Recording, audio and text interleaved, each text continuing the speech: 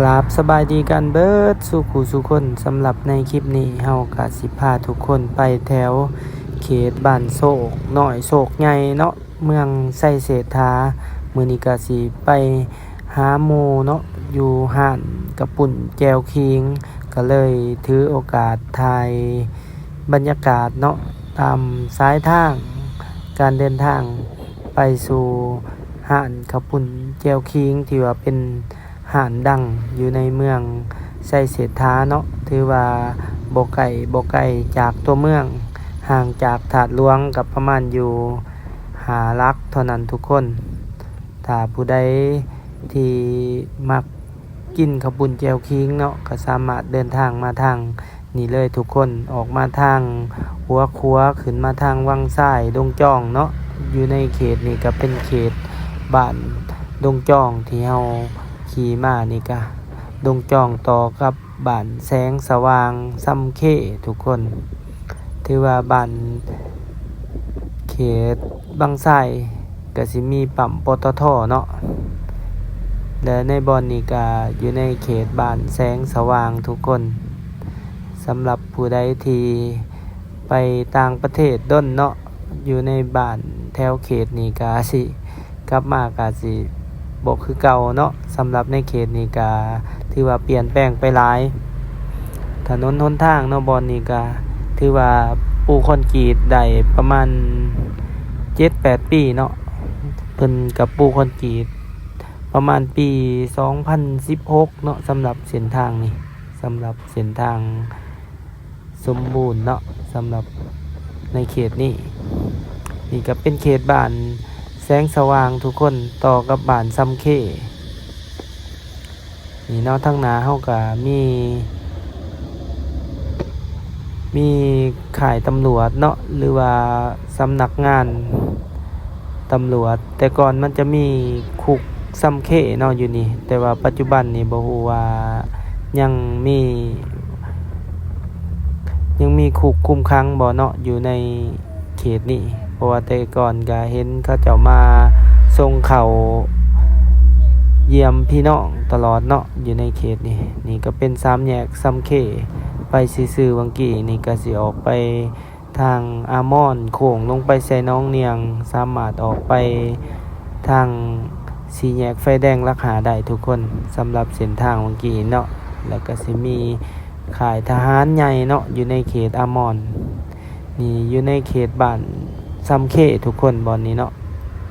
ถือว่าเส้นทางนี้ก็สิเป็นเส้นทางที่ว่าตัดจากซ้ำเข้ขึ้นไป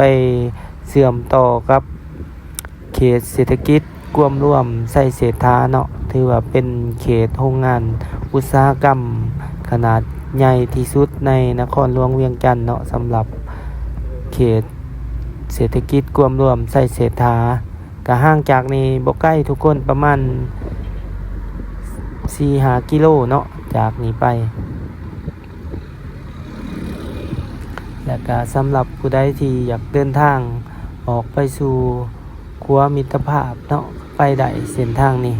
ซึ่งว่าขี่ไปจากทางนี้มันก็สิมีเส้นทาง450 ปีเนาะเส้นทางนี้จะไปตัดกับเส้นทาง450 ปีแล้วก็ผู้ใดที่อยากออกไปลัก21ก็สามารถไปได้อยู่ในเขตนี้ก็เป็นเขตบ้านโศกทุกคนน่าจะเป็นโศกน้อยเนาะในเขตนี้โศกน้อยโศกใหญ่น่าจะติดกับเส้นทาง450 ปีช่วงนี้ก็ถือว่าเขาหน้ากับเขียวเนาะน่าจะเป็นเขาหน้าแซงในเดือนนี้ถือว่ากำลังเขียวงามเลยในเขตนี้เนาะสายมือเฮาเห็นว่าเป็นทุ่งหน้ากว้างขวางเลยหลายเฮกตาร์เนาะในเขตขวามือแล้วก็สายมือก็ยังเป็นทุ่งหน้าหลายอยู่ในเขตบ้านโศกนี่หลังจากเส้นทางคอนกรีตนี้แล้วก็ถือว่ามีเฮือนห้านห้องแถวต่างๆเนาะออกมาตั้งอยู่ในเขตซ้ายทางนี้เบาแม่นใส่มาวังปี2013 FC เนาะในเขตนี้ถือว่าโอ้ยเส้นทางยากหลาย สำหรับเส้นทางนี้ค่อนข้างว่ายังเป็นปูหินแล้วก็เพ่เนาะแบบปนดินแดงแต่ก่อนไงกลุ่มแล้วก็รถ10 ล้อก็เที่ยวหลายในเส้นทางนี้ยังเป็นบรรยากาศทงหน้าอยู่ทุกคนสำหรับในเขตนี้เนาะยังเป็นตะมวนสำหรับผู้ใดที่อยากมาชมบรรยากาศแบบบรรยากาศบ้านหน้าเนาะขี่ออกมาออกจากถาดหลวงมานี่ก็ประมาณ4-5 กิโลเท่านั้นทุกคนไกลๆเนาะก็สิมีอาหารมีหลายๆอย่างคือกันเนาะในเขตนี้ก็มีทั้งตลาดโศกหน่อยแล้วก็หลายๆอย่างและทุกคนที่ว่ามาตั้งมาอยู่เนาะเฮือนซ่านบ้านซองในเขตนี้ก็ทางว่ามีแต่หลังใหญ่ๆเนาะที่สร้างใหม่ในเขตนี้นี่ก็เป็นเส้นทางที่เขาเจ้ากำลังสร้างแล้วเนาะวัง4-5 เดือนหลังนี่พาทุกคนมาทางนี้ถือว่าเป็นเส้นทางแดงแล้วก็ยากหลายเนาะทั้งขี้ต้มทั้งขี้ไงอยู่บอนนี่เมื่อ5-6 เดือนก่อนตอนนี้ก็ถือว่าเส้นทางก็แล้วเรียบร้อยเกลี่ยงงามเป็นทางคอนกรีตเบตงเสริมเหล็กตอนนี้ถือว่าเที่ยวเข้ามาสบายเลยทุกคนนี่ก็เป็นวัดบ้านโศกเนาะสายมือเฮาถือว่าเป็นวัดที่ใหญ่เนาะมีเดินวัดที่กว้างขวางเลยแล้วก็โรงเรียนเนาะทางขวามือไปซื่อๆนี่ออกใส่บ้านโศกใหญ่ซึ่งว่าจะมีวัดหนึ่งทุกคนที่ว่าเป็นบ้านเกิดของเจ้าแม่ศรีเมืองเนาะแล้วก็มีบอนไหวเพิ่นนำเนาะในหันมีหุ่นมีหูปั้นเนาะเจ้าแม่ศรีเมืองอยู่ในวัดที่ว่าเบาแม่นไส้เคยพาทุกคนมาบัง5-6 เดือนก่อนเนาะช่วงยามฝนถือว่าเส้นทางนี้กำลังสร้างก็ถือว่ายังยุ่งยากเลยเนาะ เปื้อนหลายมื้อนี้ก็สิพาทุกคนมาเบิ่งมาส้มอาหารหรือว่าข้าวปุ่นแจ่วคิงอีกหนึ่งทุกคนที่ว่ามีชื่อเสียงเนาะอยู่ในเขตบ้านโศกหรือว่าเมืองไส้เศรษฐานี่ค่อนข้างว่าเป็นหาดใหญ่เลยก็เลยสิถ่ายให้ทุกคนได้เบิ่งเลยเนาะเบิ่งบรรยากาศนำกันทุกคนเฮาก็สิตัดให้ทุกคนได้เบิ่งเป็นช่วงเป็นตอนนำเนาะ200 เมตร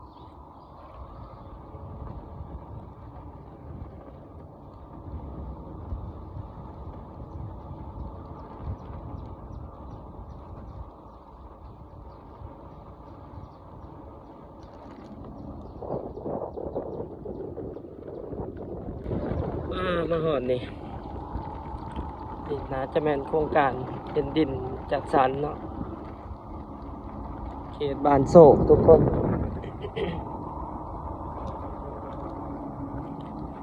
บอนนี้ทางดีแหล้วเนาะ เข้ามาบาง5-6 เดือนก่อนถือว่าทางยังสิหลายสุดก่อนเนาะเดี๋ยวนี้ทางงามแล้วทุกคนสำหรับผู้ใดที่สิมาวัดอันเนาะวัดบ้านเกิดเจ้าแม่ศรีเมืองอยู่ในเขตบ้านโศกเลยนะทุกคนบ้านโศกใหญ่เนาะน่าจะเป็นโศกใหญ่ตอนนี้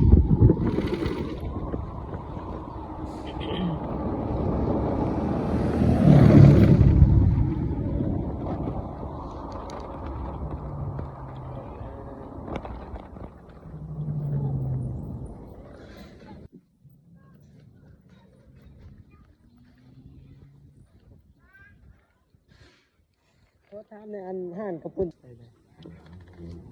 ได้ขอบใจ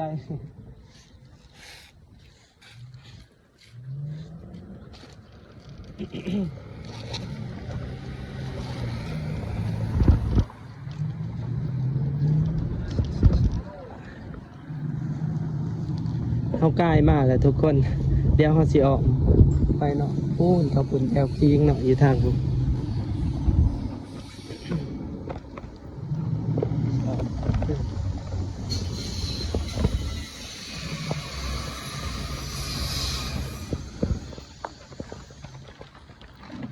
ได้มาทางนี้ก็เลยสิถ่ายทุกคนเบิ่งแถวนี้เลยเนาะ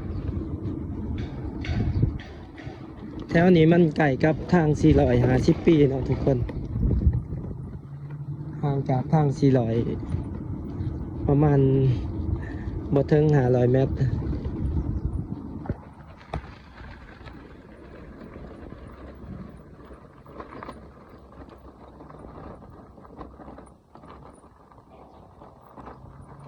พุ่นเนาะทาง400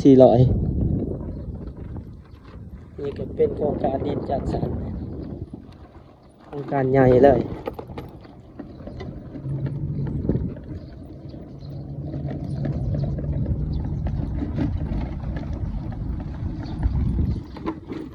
ปกติเฮาเข้าทางนั้นก็ได้เนาะทุกคนแต่เฮาขี่กายก็เลยมาเข้าทางนี้เลยขี่กายก็เลยมาทางนี้ได้พาทุกคนเลาะชมบรรยากาศทางนี้เลยนี่ขอกงัวขอกคุ้ยเนาะเพราะว่าทางเส้นนี้ถ้ากลับไปประมาณ10 ปีก่อนแถวนี้ก็เป็นทงหน้าหลายถือว่ายังเป็นสวรรค์บ้านหน้าอยู่ในประมาณ10 ปีก่อนเนาะ5-6 ปีก่อนนะทุกคนแต่ว่าเดี๋ยวนี้ก็กลางว่ามีคนมาอยู่เริ่มเพิ่มขึ้นเนาะเริ่มแออัดกันขึ้นแล้วก็ค่อนข้างว่าเป็นเมืองตรงหน้าก็เริ่มน้อยลง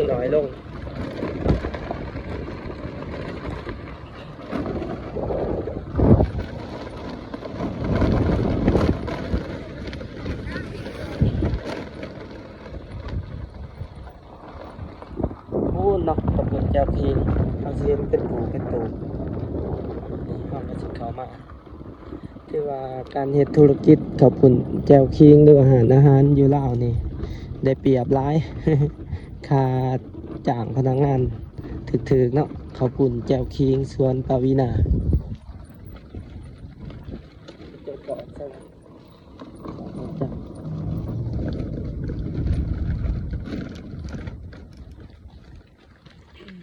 จอดรถจักรนี่ใช่ไหมอ๋อเขามีมีทางเขาต้องการเป็นที่เคยว่า อ๋อ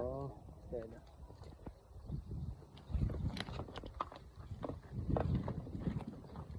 ตัวนี้ทั้งหนาเนาะมันมีบอลจอดรถอยู่นี่เขาจะว่าไปทางขางเนาะห้องสี่ห้าบอลจอดรถบอลจอดรถสวนบอลจอดรถจักรเนาะ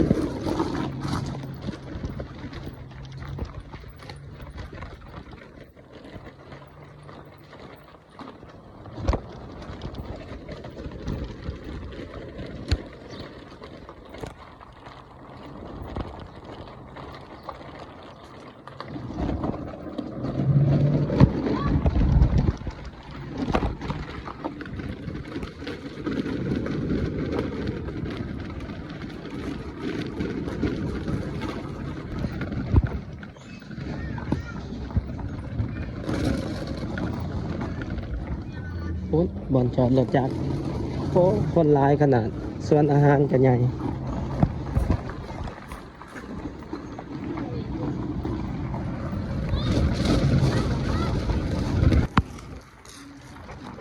คนร้ายทุกคนหางใหญ่ขนาดคืออยู่เมืองเฟืองนี่เขาจะเห็นเป็นตูเมืองยาว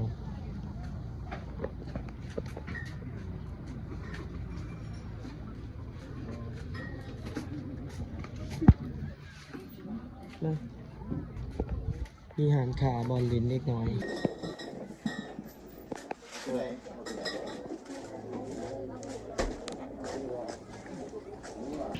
เดี๋ยวเขาไปเบิ่งกันทุกคนเขาไปเบิ่งหานเนาะโอ้คนร้ายขนาดเต็มทุกตูบเลย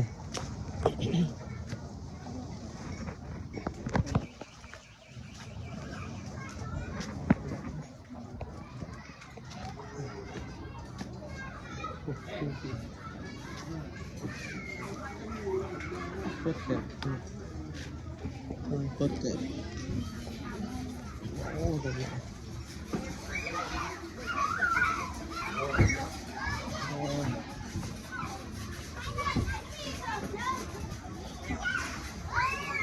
นั่งใส่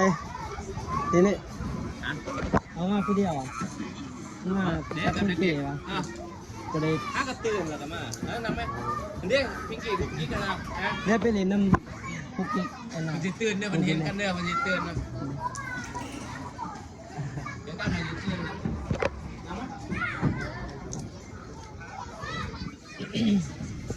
ที่แบบมอนกันมากูถือโทรศัพท์มาถ่ายคลิปเลยโอ้ปานเมืองเฟื่องเนาะบ่ได้เข้ามาจากเถื่อ มาตัว กระจอยเป็นตูเต็มเลย มาดูคลิป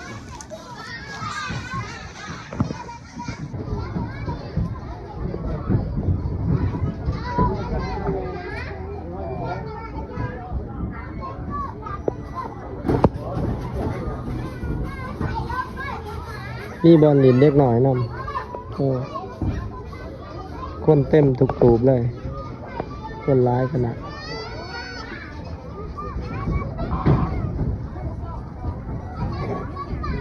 มากับนั่งอยู่นี่นั่งกินตำสมชิวๆเบิ่งเล็กหน่อยป้าแอนนามาลินอยู่นี่ลมเย็นมันนี่อากาศเย็นสบายได้อย่างไปเบิ่งแอนนาไปถ่าย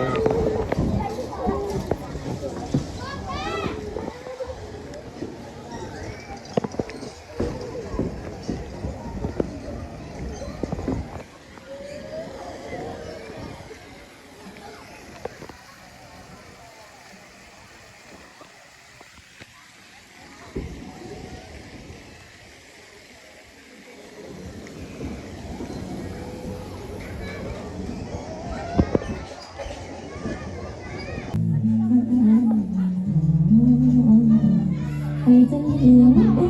ให้คนยืนมาสวยบิดกินสันบัวให้ลงเอา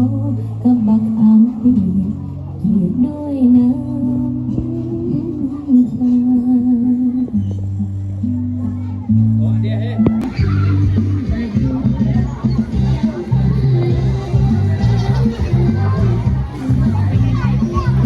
เอาดิป้าป้า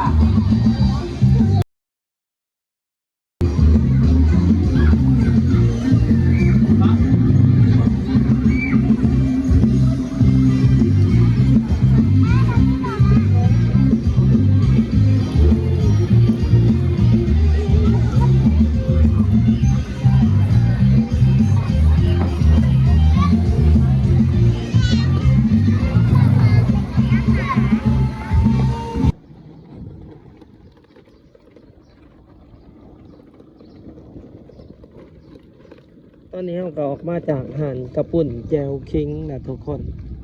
นี่ก็อยู่ในเขตบานโศกเนาะ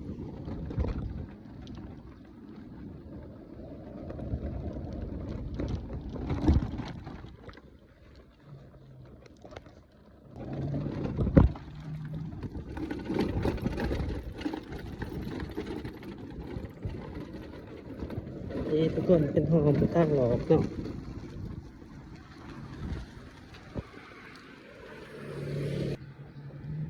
ก็สิมีอยู่ประมาณนี้เด้อทุกคนสำหรับในคลิปนี้กับพาทุกคนมาทางบานโศกเนาะกินข้าวปุ่นแจวคิงมานี่ตำสมเนาะบ่ได้กินข้าวปุ่นแจวคิงมานี่มา2 คนก็เลยกินแต่แจวคิงก็เลยกินแต่ตำสมมานี่